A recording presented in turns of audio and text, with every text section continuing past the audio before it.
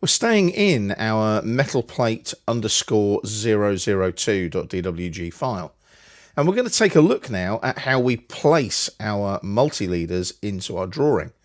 In the previous video, we set up our multi-leader style, the training anno multi-leader style, this one here.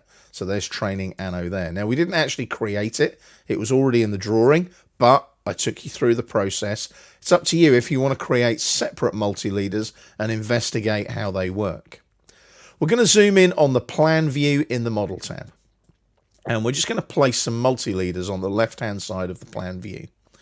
Now, there's the leaders panel. We click on multi-leader here.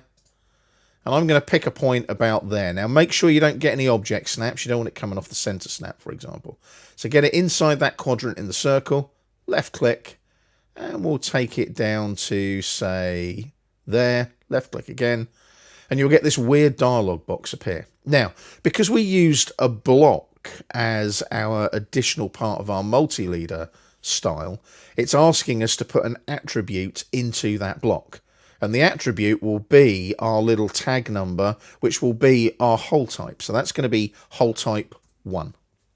Click on OK. You have to click on OK, by the way. You can't press enter in the edit attributes dialog box. So there's our hole type 1. I'm going to right click and repeat mleader on the shortcut menu. And I'll do another one here. Pop that up to, say, there. And again, this one will be 1 and OK. And then we'll do another one. Right click, repeat mleader. And I'm going to zoom in a bit this time just so I get that in there. Click, drag that out that way a bit. And this time the tag number will be 2 for the slotted hole type, like so. So when I zoom out now and look at my table here, you'll see bolt hole is type 1, slotted hole type 2.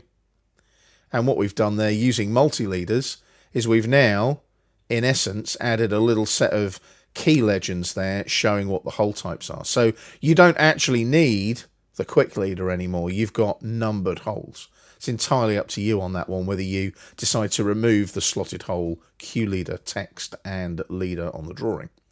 Now, one more thing with multi-leaders, though, they're a little bit more versatile than Q-leader because you can add leaders, remove leaders, you can align, and you can also collect as well.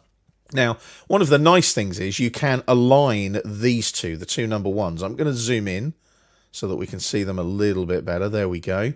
And I'm going to use this align tool here. So it aligns and spaces multiple multi-leader objects. So I'll select the multi-leaders, click and click using the pick box, press enter to confirm, and it asks which multi-leader am I aligning to. I'm going to align to this one, the upper one. And as you can see, I can drag the polar tracking vertically downwards, click, and now they align with each other. Quite neat that, isn't it? I quite like that. It's quite cool. And what the other thing you can do is you can add and remove leaders. So if I add a leader now, and select a multi-leader here, let's say this one, I can place another leader line there, press enter to finish, and it comes off the same one, letting me know that that is also a hole type 1. So if I zoom out slightly now, you can see those multi-leaders, they stand out because you've got the spline instead of the straight line. It's obvious that they're leaders. And they're just that little bit more sophisticated and easier to manipulate than, say, the old-fashioned Q leader command. So have a play around with your multi-leaders and see how they work. And obviously play around with multi-leader styles as well and see what you can come up with in your AutoCAD drawings.